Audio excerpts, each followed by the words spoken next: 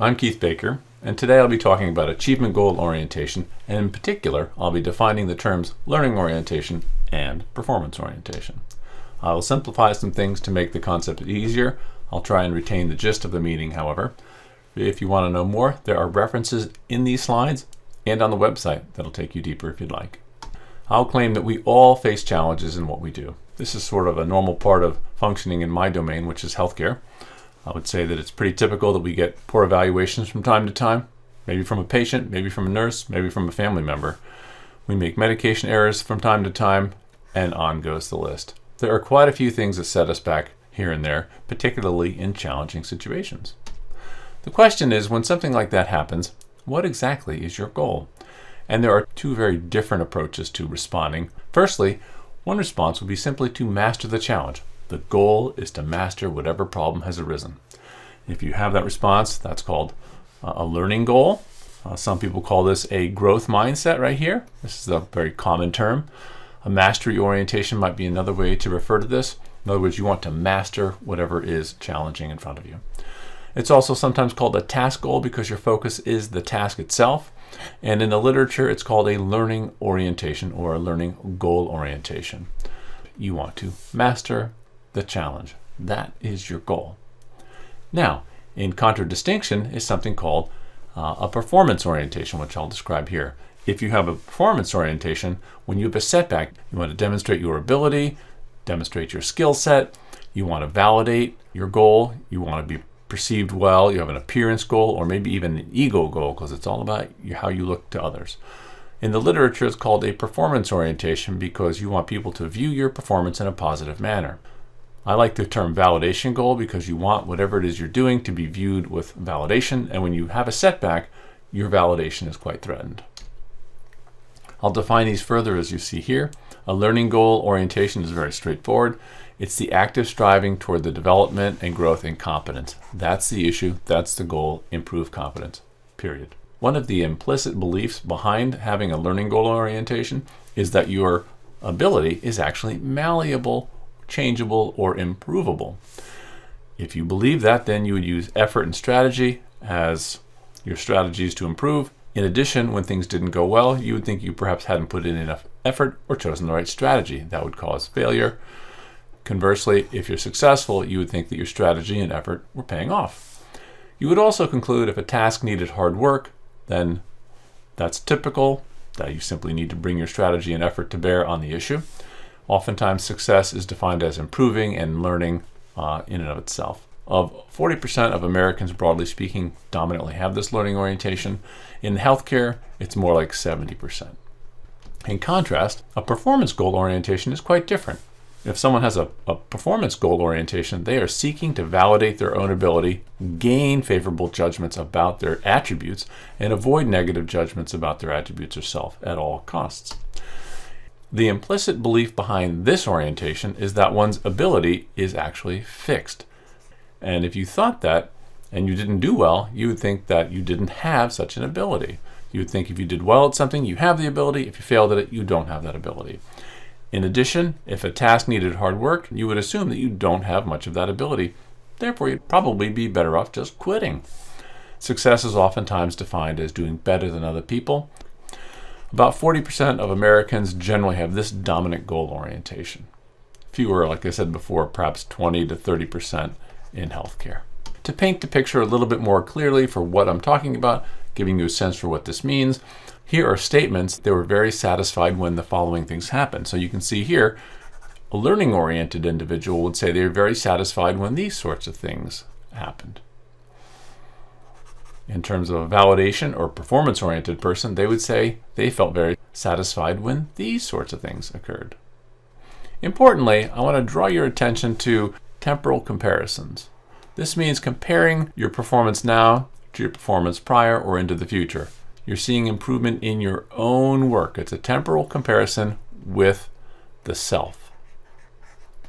In contrast, this is called a social comparison. It's when you compare yourself to others. This is making sure that you're doing better than other people. So a temporal comparison is improvement within yourself, whereas a social comparison is compared to others and preferably outperforming others.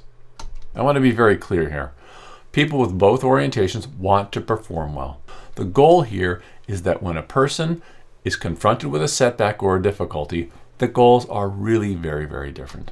So when confronted with a challenging or difficult learning activity, a learning or mastery-oriented person gets busy trying to figure out how to get better.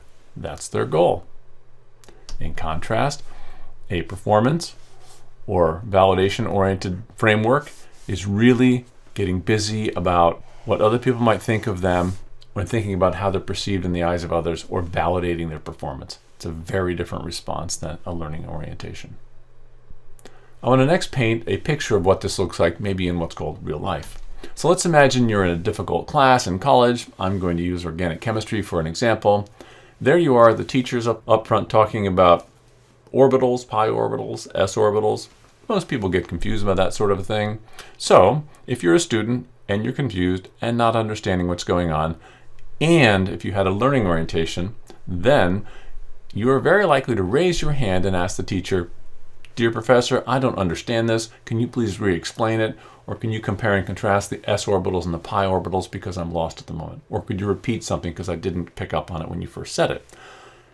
That's in contrast to a student who's the same kind of a student, same class, performance-oriented, just as lost and confused as the learning-oriented student. But now the very last thing that a performance-oriented student will do is raise their hand in front of all the rest of the class to reveal that they don't know what's going on, because they don't want others to think they don't understand, they don't want others to think they're not so smart, and so it goes. And I'll let you figure out which one's going to understand organic chemistry better at the end of the class. A very important feature of these orientations is that they are independent of each other. And so I have here two axes. On the x-axis is the learning goal orientation. This is average right here at 0. And on the y-axis, I have performance goal orientation. And right here is average or 0.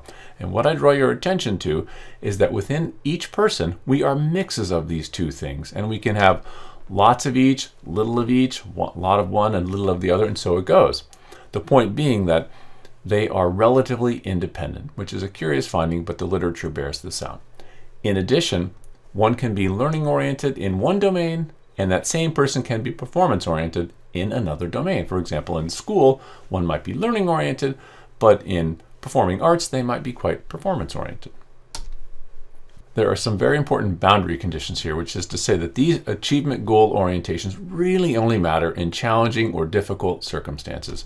When everything is going well, as it might do in an introductory class when everyone's understanding stuff because it's not too difficult, then the outcomes or performances seem to be about the same whether someone has a dominant learning or performance orientation in that situation.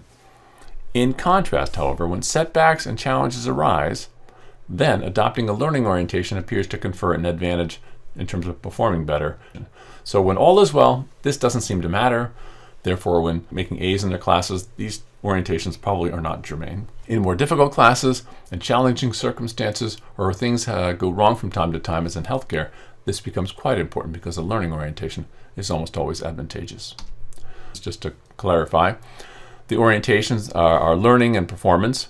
The goal between these two orientations are quite different. One is to learn and improve. The other is to demonstrate, to validate ability. The comparisons, as I've mentioned before, are within the self, making sure you're improving, whereas a performance orientation is really about outdoing others and making sure you look good. People who have a learning orientation believe that intelligence and performance and their skills are malleable. In contrast, strongly performance-oriented people think they're fairly fixed. If you're learning-oriented, you might try again, ask for tips, put in more effort. In contrast, if you're performance-oriented and having trouble, you'd assume you just don't have that ability. The implicit theories are incremental, meaning you believe things are improvable and changeable, whereas for performance orientation, they're fixed. The synonyms I've mentioned, growth mindset, task orientation, or mastery orientation, are all synonyms for a learning orientation. For performance orientation, the synonyms are validation orientation, ego-oriented, or appearance-oriented. You get a good picture for what this means. I'm going to make a claim that whenever people push themselves to improve, they encounter failures. I think they go hand in hand. So a learning orientation is well suited to handling these episodic setbacks, and the upward growth trajectory that experts pursue is thus fostered by having a learning orientation. I believe it is foundational and required for expert performance. Thanks for taking this little trip on the Expert Pathway.